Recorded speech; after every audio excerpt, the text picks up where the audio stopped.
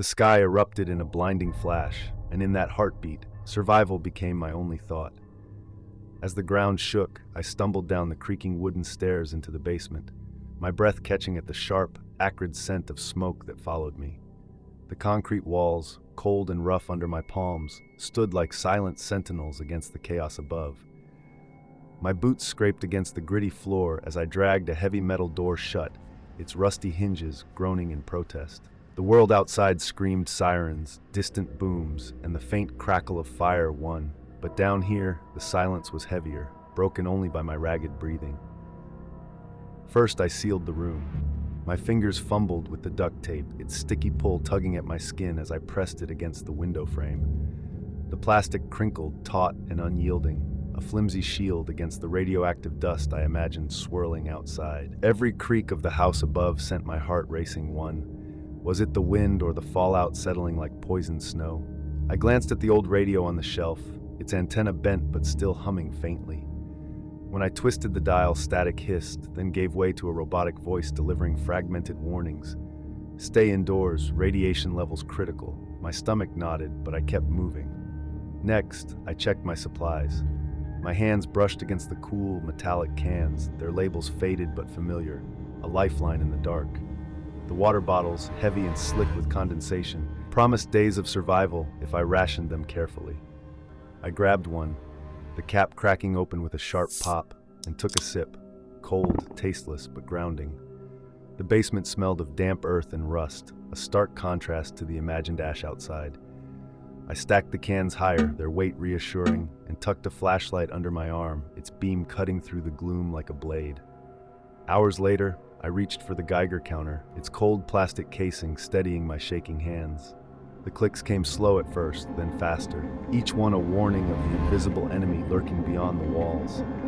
My throat tightened as I pictured the Fallout 1 deadly particles drifting down, clinging to everything. I checked my skin for signs of exposure, running my fingers over my arms, half expecting to feel the burn of radiation sickness. Nothing yet, but the fear lingered, sharp as the metallic tang in the air. I stayed low, the concrete floor chilling my knees, and waited for the clicks to slow. Then, I remembered the jacket I'd worn outside before the blast. It lay crumpled in the corner, a potential death trap. I stripped it off, the fabric heavy with imagined dust, and shoved it into a plastic bag, the crinkle loud in the quiet.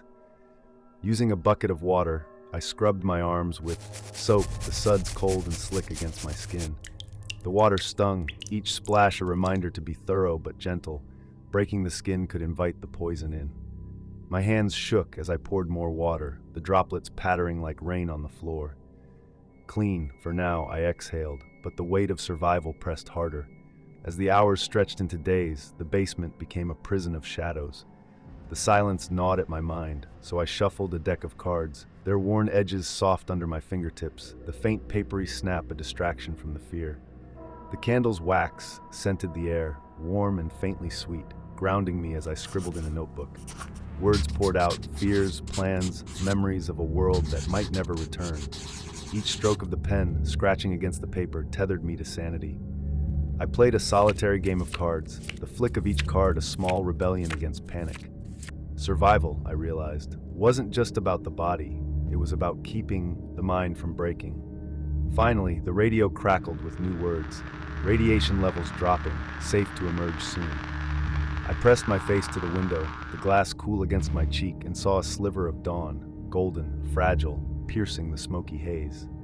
My heart lifted, but the weight of those hours lingered. Survival demanded more than shelter and supplies. It required clinging to hope in a world turned to ash.